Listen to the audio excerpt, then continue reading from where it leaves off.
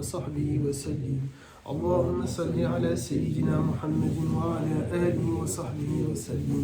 اللهم صل على سيدنا محمد وعلى آله وصحبه وسلم. اللهم صل على سيدنا محمد وعلى آله وصحبه وسلم. اللهم صل على سيدنا محمد وعلى آله وصحبه وسلم. اللهم صل على سيدنا محمد وعلى آله وصحبه وسلم. اللهم صل على سيدنا محمد وعلى آله وصحبه وسلم. اللهم صل على سيدنا محمد وعلى آله وصحبه وسلم. اللهم صل على سيدنا محمد وعلى آله وصحبه وسلم. اللهم صل على سيدنا محمد وعلى آله وصحبه وسلم. اللهم صل على سيدنا محمد وعلى آله وصحبه وسلم. اللهم صل على سيدنا محمد وعلى آله وصحبه وسلم. اللهم صل على سيدنا محمد وعلى آله وصحبه وسلم. اللهم صل على سيدنا محمد وعلى آله وصحبه وسلم. اللهم صل على سيدنا محمد وعلى آله وصحبه وسلم. اللهم صل على سيدنا محمد وعلى آله وصحبه وسلم. اللهم صل على سيدنا محمد وعلى آله وصحبه وسلم. اللهم صل على سيدنا محمد وعلى آله وصحبه وسلم. اللهم صل على سيدنا محمد وعلى آله وصحبه وسلم. اللهم صل على سيدنا محمد وعلى آله وصحبه وسلم. اللهم صل وسلم وبارك وأكرم وأنعم على سيدنا وحبيبنا ونبينا محمد وعلى آله وصحبه وسلم تسليما عدد مكتوب وخطبه قلمك وأحساه كتابك. ورد اللهم عن ساداتنا أبي بكر وعمر وعثمان وعلي وعن الصحابة أجمعين وعن التابعين والتابعين بإحسان إلى يوم الدين. Comment vous allez les garçons? Alhamdulillah. Il n'y a pas Imran qui vient? Non? Je sais pas. D'accord. Alors aujourd'hui on va parler des Turcs, on va parler de toi Anas. On va parler de tes parents, de tes ancêtres. Les Turcs et comment l'Empire ottoman il s'est fondé. L'Empire ottoman, vous savez que dans la communauté musulmane, on a connu plusieurs dynasties, plusieurs empires, comment on peut appeler ça, empires et dynasties, et parmi lesquels il y a l'Empire ottoman. Alors tout d'abord, ça a commencé avec, si ma mémoire est bonne, avec les Omeyyades, qui descendent de Othman ibn Affan. Et ensuite, au fur et à mesure, il y a eu plusieurs dynasties et ces dynasties, elles se sont divisées, un peu comme dans les films que vous pouvez voir sur les différentes dynasties et les différents royaumes, comment ils se divisent les uns après les autres. Et dans un endroit qui s'appelle le Khorasan, peut-être maintenant c'est à peu près l'Iran et l'Irak, il y avait des Turcs qui vivaient là-bas et ils étaient sous l'autorité d'une dynastie musulmane appelée les Seljoukides. Et au sein de ce royaume-là, ils se sont rendus compte que les Seljoukides, qui sont eux une dynastie, ils ne s'entendent pas avec une autre dynastie qui s'appelle les Ayyoubides, qui est également une dynastie musulmane, qui elle-même ne s'entend pas avec une autre dynastie musulmane, etc., etc. Et les Turcs, et notamment un d'entre eux, les Turcs étaient très divisés à ce moment-là, et c'était des Bédouins, ils vivaient en tribus, et chaque tribu, elle va partir à un moment donné dans un endroit pour les animaux, pour faire du pâturage. Mais entre eux, ils sont assez divisés. Et il y a un personnage qui va marquer l'histoire des Turcs à ce moment-là, qui s'appelle Ertuğrul, et qui va penser, il va avoir cette idée-là de se dire, ce serait bien si tous les Turcs, on va se rassembler et on va former notre propre État, de manière à se protéger les uns les autres et que personne ne va venir peut-être nous tuer, personne ne va venir nous déranger, personne ne va venir nous diviser, mais on va tous s'unir autour d'une seule et même patrie. Ça, c'est l'idée qu'il a eue. Simplement, il ne peut pas venir et dire à tout le monde de cette manière-là, sinon il sera considéré comme un rebelle de l'État seljoukide, et l'État seljoukide va soit lui faire la guerre, soit l'expulser des terres. Et donc c'est quelque chose qui était compliqué, mais c'était son rêve. Et pour ça, il va former ses garçons, il va former ses fils, il va former ses Alpes. Les Alpes, c'est ce qu'on peut dire, pas ses élèves, mais ses guerriers, ceux qui sont toujours avec lui, ses acolytes qui l'accompagnent. Et il leur donne ce même but, ce même rêve, cette même volonté de former un jour un État. Ertuğrul, il va tout entreprendre pour y arriver. et à travers plusieurs choses, mais malheureusement le temps est limité pour qu'on puisse raconter tout ce qu'il va faire, mais en gros il va essayer d'entreprendre plusieurs éléments, plusieurs choses pour arriver à ces fins-là. Puis il décède, et c'est son fils Osman qui va poursuivre le rêve de son père, et lui aussi, il va essayer le plus possible d'unir les tribus turques les unes avec les autres autour de lui, jusqu'à un moment donné fonder un État dans la ville de Söğüt en Turquie. C'est de là-bas que tu viens, Anas, ou pas? Alors, il va du coup planter son drapeau à Söğüt et fonder un État dans cet endroit-là. Et le rêve ici que Ertuğrul avait et que Osman va concrétiser, c'est encore le fils de Osman, Orhan, qui va vraiment encore plus l'étendre. Pourquoi cette histoire? Cette histoire, elle est là pour dire que c'est quand tu vas avoir un rêve, parfois tu ne vas pas réussir toi à le mener jusqu'à sa concrétisation. Peut-être tu ne vas pas réussir à faire en sorte que ce rêve-là, il s'est réalisé. Mais quand ton rêve, il est plus grand que ta personne, quand ton rêve, il est plus grand que ton existence, peu importe que toi tu le finisses ou tu ne le finisses pas. L'essentiel, c'est que les générations plus tard, elles vont le finir. Par contre, quand ton rêve, il est petit, quand ton rêve, il n'est pas si important que ça, quand ton rêve, il n'est pas plus important que toi, tu vas tout faire pour le voir, ce rêve-là. Tu vas tout faire pour le voir se réaliser, se concrétiser. On parle bien sûr des rêves ici dans le dunya. Mais quand je sais que ce que je porte, ça me dépasse et c'est plus important, peu importe si je le vis ou je ne le vis pas, moi je vais tout faire pour le réaliser. Et même si moi je ne le vois pas, l'essentiel c'est qu'il est en train d'exister juste derrière. Et ça, c'est ce que les Turcs ont fait.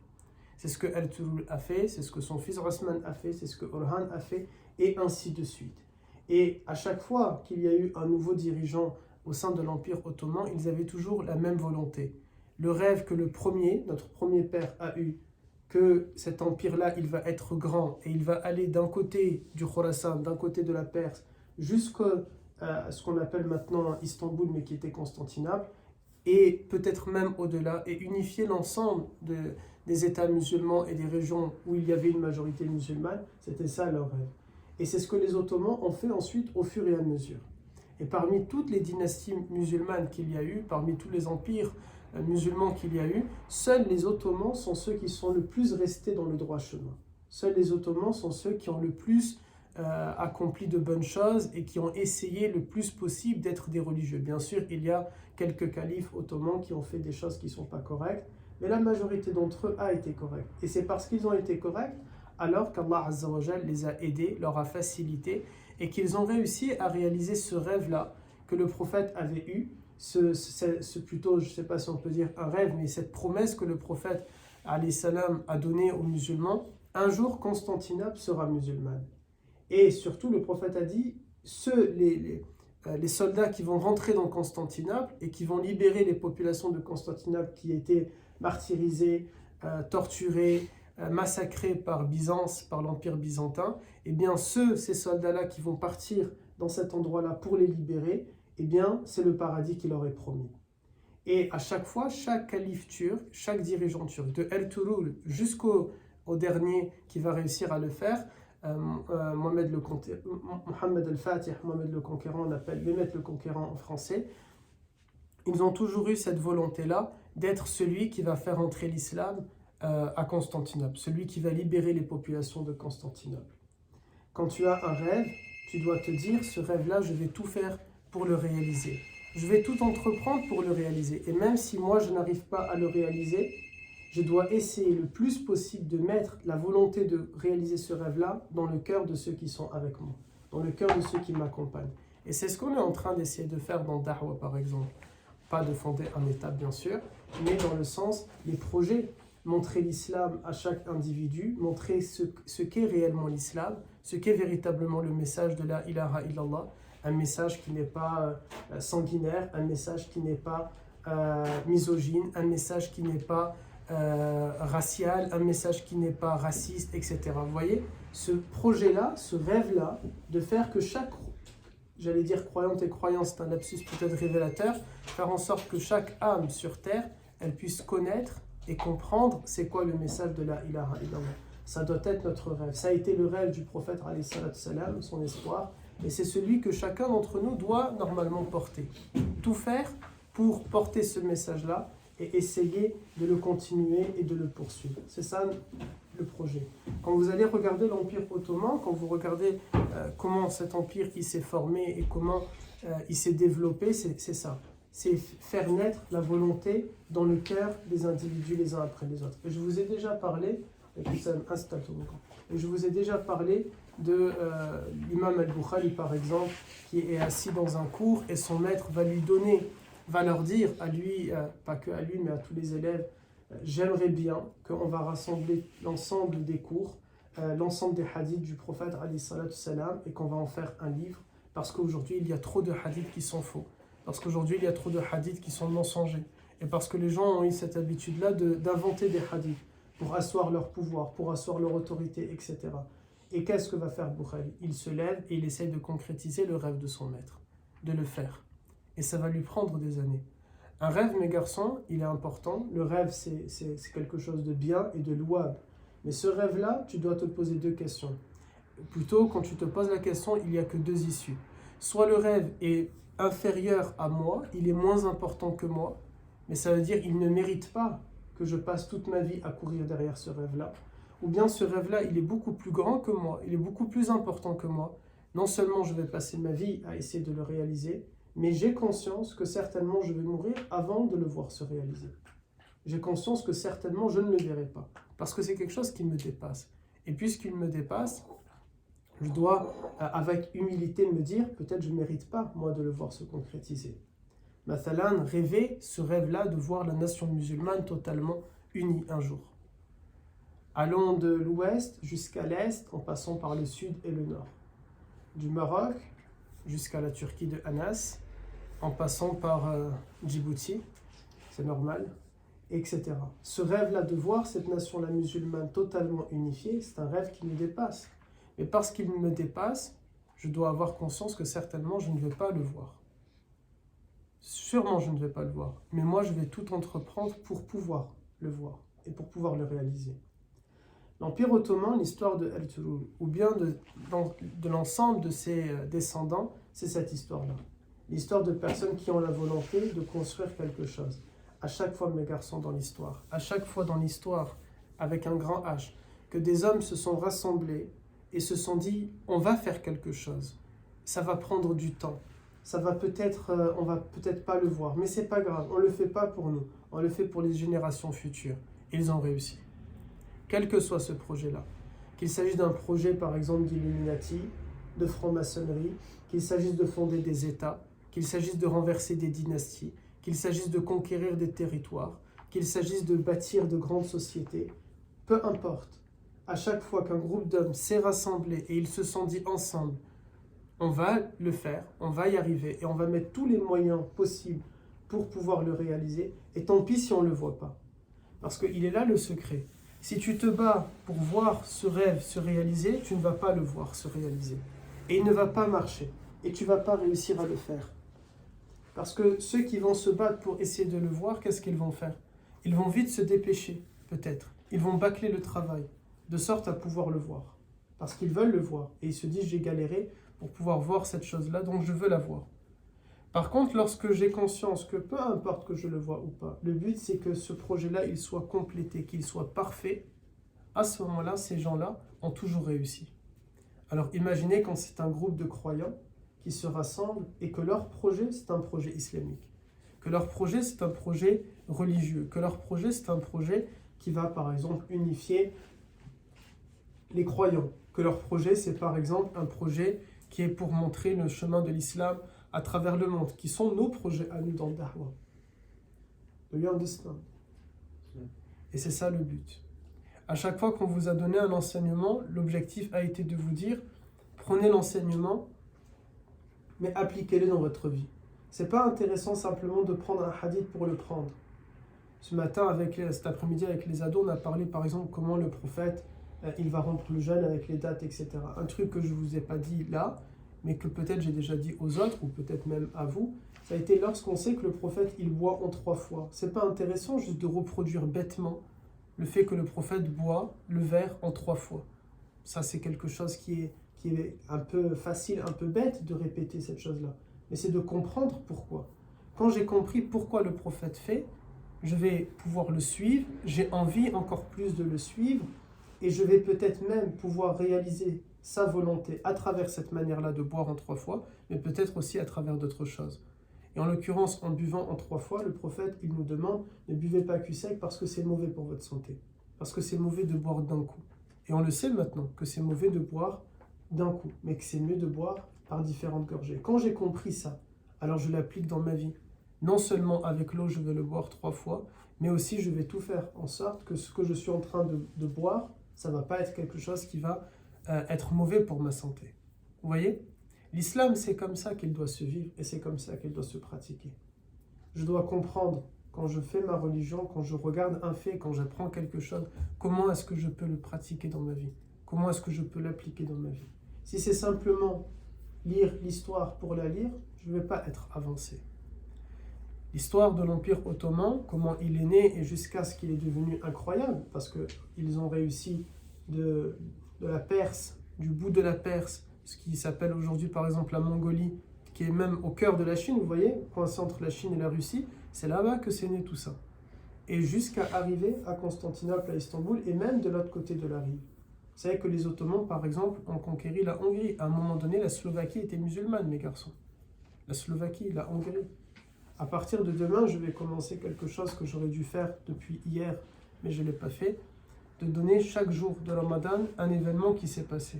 L'un de ces jours-là, il y a par exemple la date anniversaire où l'islam est rentré en Hongrie, où l'islam est rentré en Slovaquie par exemple, le moment où l'islam est rentré à Malte, l'islam est rentré en Sicile. Ils ont été des bosseurs, ils ont travaillé. Nous maintenant, on n'a pas besoin de faire entrer l'islam dans ces endroits-là. On n'a pas d'État, on n'a pas d'armée, on n'a pas l'intention d'avoir un État ou d'avoir une armée. Par contre, ce que vous devez faire, c'est faire entrer l'islam dans ces territoires-là, bien ici, mais pas par rapport à la terre, mais dans le cœur des gens, à travers votre comportement, à travers votre réforme. Et tout ça, pour finir, c'est possible de le réaliser, c'est possible de le faire uniquement, et uniquement si vous êtes en groupe. Seul, c'est impossible de le faire. Et celui qui va croire que seul il peut y arriver, il est orgueilleux. Même le prophète, Allah Ta'ala lui a donné des compagnons. Oui ou non? Il y en a donné 100 000. Même Muhammad alayhi salatu salam, il a eu ses compagnons. Et les prophètes qui n'ont pas eu de compagnons, ce ne sont pas des prophètes qu'on se rappelle. Ce ne sont pas des prophètes qu'on connaît. Ce ne sont pas des prophètes qui ont marqué l'histoire avec un grand H. Par contre, ceux qui ont eu beaucoup d'élèves et qui les ont suivis, qui les ont accompagnés, ce sont ceux qui sont devenus de grands prophètes. C'est Moussa par exemple, c'est Issa par exemple, etc. Et donc maintenant, c'est à vous de vous dire cet événement-là, cette chose-là. Est-ce que je veux réaliser un rêve qui est beaucoup plus grand, beaucoup plus important ou pas? Et si je veux, alhamdoulilah, vous avez déjà un groupe qui est formé et qui est là. À vous de le réaliser. Dans le cadre de Dahwa, c'est par exemple la clinique, Abderrazak, Florida et Anas, ils ont fait cet après-midi, mais ça peut être aussi d'autres éléments. Ça peut être le projet que Ayoub et Anas Ourdi sont en train de travailler entre eux. Ça peut être les projets marketing que Younes et Kader ils vont faire entre eux. Ça peut être d'autres éléments de cette manière-là. Mais l'essentiel, c'est que vous êtes en train d'essayer de travailler dans quelque chose. Et que vous vous dites, je travaille dans quelque chose qui est plus grand que moi, plus important que moi, plus essentiel que moi, qui vit avant moi et qui vivra après moi. Et cette chose-là, c'est le plus beau cadeau qu'Allah Ta'ala vous a fait. C'est Dahwa. C'est Dahwa. Et vous avez la preuve que Dahwa, elle va être importante à la fois dans votre vie, mais aussi dans votre mort. Regardez Tawfiq Rahimahullah, maintenant 3 ans, un peu plus de 3 ans qu'il est décédé, pas un seul cours où il n'y a pas une invocation qui est faite pour lui. Pas une seule semaine où il n'y a pas une lecture qui est faite pour lui. Tous les jours maintenant avec le groupe Coran, tous les jours depuis peut-être plusieurs mois avec ce groupe Coran, il y a Surat Yasin qui est faite. Et vous êtes dans le mouvement, dans votre vie et dans votre mort. Vous comptez dans votre vie et dans votre mort. Mais ne comptez pas que dans la mort. Participez aussi de votre vivant, avec vos actions et avec vos choses. Si eux l'ont fait, pourquoi nous, on ne va pas réussir à le faire? N'est-ce pas? Alhamdulillah. Vous avez des questions? Aucune?